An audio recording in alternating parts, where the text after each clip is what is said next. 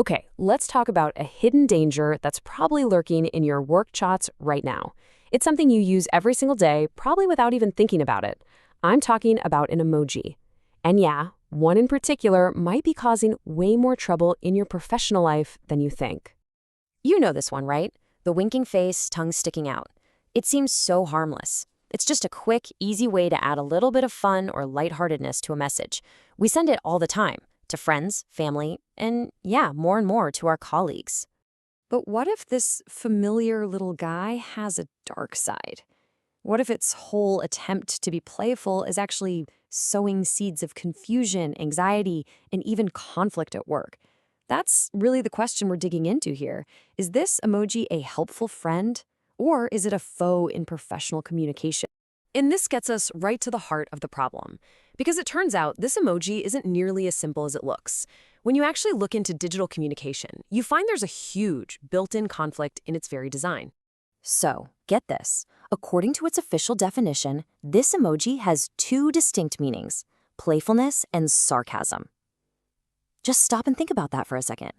Playfulness is all about being light, fun, collaborative. But sarcasm? That can be sharp, it can be critical, and it can be really, really divisive, especially if it doesn't land right. So, how? How can one tiny little icon carry two completely opposite meanings at the exact same time? It's a fantastic question, and the answer kind of blows the lid off a major weakness in the way we talk to each other through text. And this, right here, illustrates it perfectly.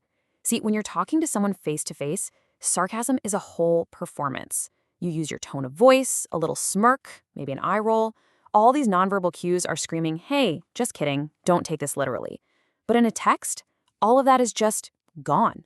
You're left with nothing but the words, and this emoji becomes a really terrible, unreliable substitute for all that human nuance. Okay, so let's walk through how this ambiguity can create a real mess in a professional setting.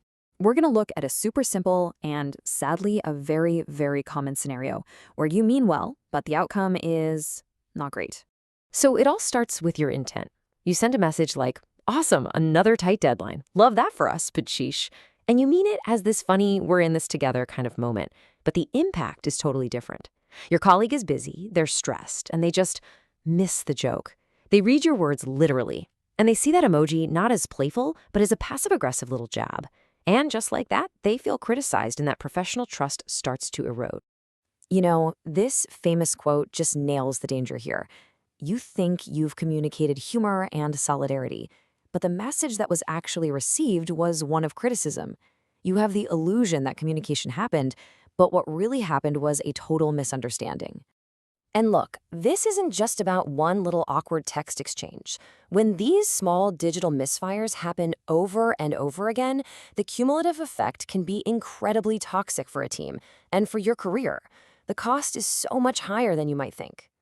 I mean, the fallout is real, and it creates this awful domino effect. A misunderstood message chips away at trust, and when trust is low, collaboration feels risky. That, in turn, pumps a ton of anxiety into the workplace, because now everyone is second-guessing every single message. All of this just creates pointless, unnecessary conflict that drains energy from the work that actually matters. And that really is the main takeaway from all of this. When the stakes are high, ambiguity is the enemy. It is not your friend. In professional communication, clarity is everything.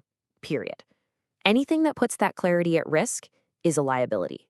So, what's the fix? How do we get through this digital minefield? Well, the good news is the path forward is actually really simple. It's all about making a conscious choice, choosing to be clear over trying to be clever. So here's your guide. It's simple.